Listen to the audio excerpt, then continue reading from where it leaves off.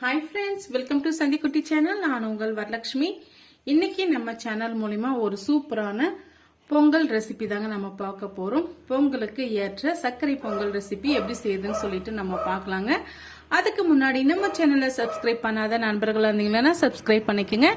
Please bell ஐகானை click பண்ணி விடுங்க, அப்பதான் நான் போற வீடியோ நோட்டிபிகேஷனா வந்து சேரும்। வாங்க இப்போ வீடியோக்குள்ள போகலாம்। ஏற்கனவே நான் இது போல பொங்கல் ரெசிபி நான் போட்டிருக்கேன், அதுக்கு நீங்க ரொம்பவே ஆதரவு தந்தீங்க, தேங்க்ஸ்ங்க எல்லாருக்குமே। அது போல இந்த வீடியோக்கும் ஆதரவு தருவீங்கன்னு நான் நினைக்கிறேன்। இப்போ வாங்க சிம்பிளான முறையில இந்த பொங்கல் எப்படி செய்யுதுன்னு பார்க்கலாம்। இப்ப பாருங்க, நான் ஒரு கப் அளவுக்கு பச்சரிசி ஏதாவது ஒரு கப் எடுத்துக்குங்க। இந்த கப்பால தான் நான் பச்சரிசி எடுத்திருக்கேன்। இதே கப்பால பாதி அளவுக்கு அரை கப் அளவுக்கு நான் பாசி பருப்பும் எடுத்து வச்சிருக்கேங்க। எடுத்துட்டு ஒரு ½ hour நல்லா 3 தண்ணி 4 தண்ணி போட்டு நல்லா வாஷ் பண்ணிட்டு ஊற போட்டு வச்சிருக்கேங்க। இது மாதிரி ஊற போட்டு செய்யும் போது நல்லா நைஸா பொங்கல் சாஃப்ட் ஆயிட்டு வரும், சாப்பிட்றதுக்கு நல்ல வழுவழுப்பா நல்லா இருக்குங்க। அதனால தான் நான் ½ hour ஊற போட்டு வச்சிருக்கேன்। இப்போ எப்படி செய்யுதுன்ட்டு நம்ம பார்க்கலாம்। அதுக்கு குக்கர் ஒன்று வச்சுக்கிட்டேங்க। இப்ப நம்ம ஊற போட்டு வச்சிருக்க அரிசியை இதோட நம்ம சேர்த்துக்கலாம்। நான் ஊற வச்ச தண்ணியை வடிகட்டிட்டேன்। முழுமையா அரிசியை சேர்த்துட்டு நம்ம தண்ணி அளந்து இதோட சேர்த்துக்கலாம்। பாருங்க, இந்த கப்பால 5 கப் அளவுக்கு நான் தண்ணி எடுத்து வச்சிருக்கேன்।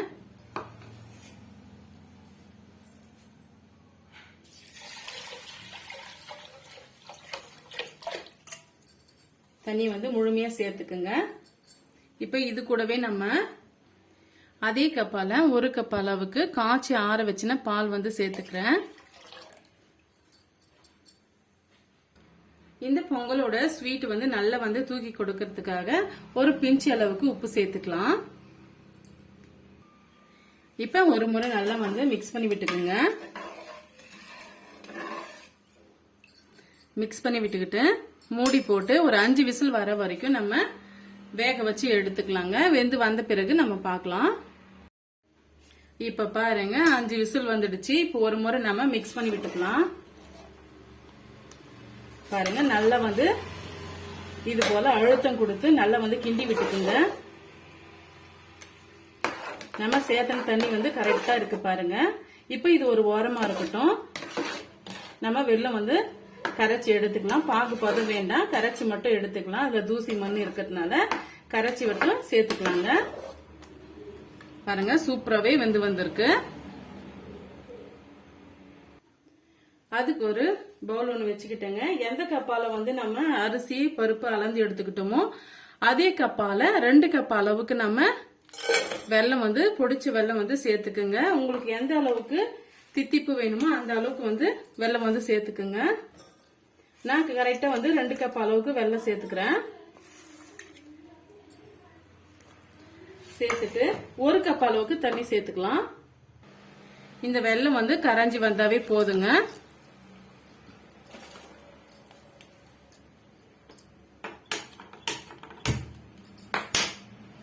இந்த தூசி மண் இருக்கிறதுனால நம்ம இது போல செய்து எடுத்துக்கிறோம்। ஒருவேளை உங்ககிட்ட நல்ல வெல்லம் இருந்ததுன்னா நீங்க அரிசி வேக வைக்கும் போதே நீங்க அதுலயே வெல்லம் சேர்த்துக்குங்க। கொதிச்சு மட்டும் வரட்டும்। பாருங்க, பாகு நல்லா கொதிச்சு வந்துருச்சு। இப்ப நம்ம ஸ்டவ் ஸ்லோ பண்ணிட்டு நம்ம வேக வச்சு எடுத்து வச்சிருக்க அரிசியில சேர்த்துக்கலாம்। இப்ப பாருங்க, ஒரு வடிகட்டியை வச்சுக்குங்க। வச்சுட்டு நம்ம இந்த வெல்லத்தை வடிகட்டி எடுத்துக்கலாம்।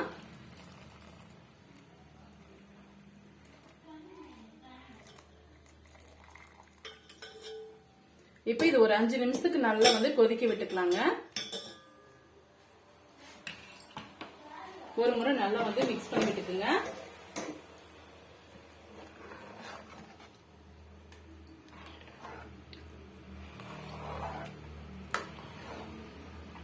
நல்லா கட்டிகள் இல்லாம இது போல கலந்து கொடுத்துக்குங்க। இதுக்குள்ள 1/2 டீஸ்பூன் அளவுக்கு ஏலக்காய் பொடி வந்து சேர்த்துக்கலாங்க. ரொம்ப வாசமா சாப்பிட்றதுக்கு நல்லா இருக்கும். சேர்த்துட்டு நல்லா வந்து மிக்ஸ் பண்ணி விட்டுக்குங்க. இது ஒரு அளவுக்கு திக்கா வந்து நல்லா கொதிச்சு வரட்டும். இந்த வெல்லம் நம்ம சேர்த்துருக்கீங்களா அந்த பச்சை வாடை போற வரைக்கும் மிக்ஸ் பண்ணி விட்டுக்கலாம். ஜஸ்ட் வந்து ஒரு 5 மினிட்ஸ்க்கு கொதிக்க வச்சுங்க, கரெக்டா இருக்கும். பாருங்க, இது வந்து இன்னொரு சைடு வந்து நல்லா கொதிச்சு வரட்டும். அதுக்குள்ளார நம்ம முந்திரி பருப்பு திராட்சை எல்லாம் இதை நம்ம வறுத்து எடுத்துக்கலாம். இப்ப அதுக்கு ஒரு கடாய் ஒண்ணு வச்சுக்கிட்டேங்க. 3 டீஸ்பூன் அளவுக்கு நெய் வந்து எடுத்து வச்சிருக்கேன், அதை வந்து சேர்த்துக்கலாம். நெய் நல்லா வந்து உருகி வரட்டும்.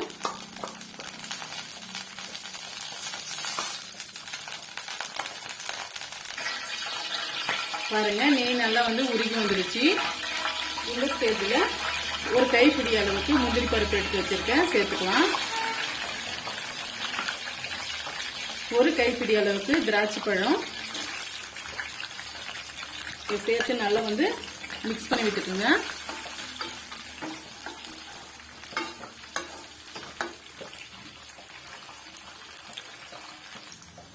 பாருங்க, நல்லா வந்து வறுபட்டு வந்துடுச்சு. இந்த ஸ்டேஜ்ல நான் வந்து ஒரு கைப்பிடி அளவுக்கு துருவின தேங்காய் வச்சிருக்கேங்க, அதையுமே இது சேர்த்துக்கலாம்.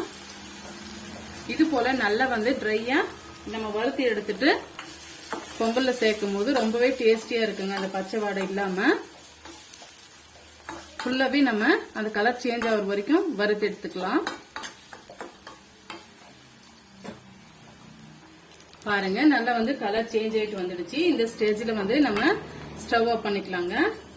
ஸ்டவ் ஆஃப் பண்ணிட்டு நம்ம சேர்த்து வச்சிருக்க பொங்கலோட இதை ஆட் பண்ணிக்கலாம்.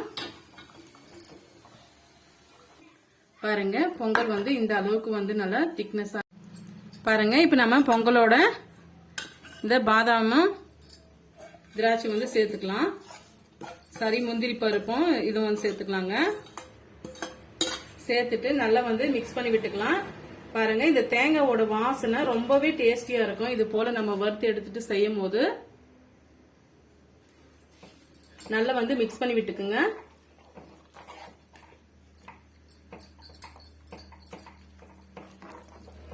பொங்கலுக்கு இது போல வந்து நீங்க சுவையான சக்கரை பொங்கல் செஞ்சு ரொம்பவே ஹாப்பியா இருங்க, சந்தோஷமா இருங்க. இது போல பொங்கல் ரெசிபி வந்து உங்களுக்கு பிடிக்கும்னு நினைக்கிறேன்.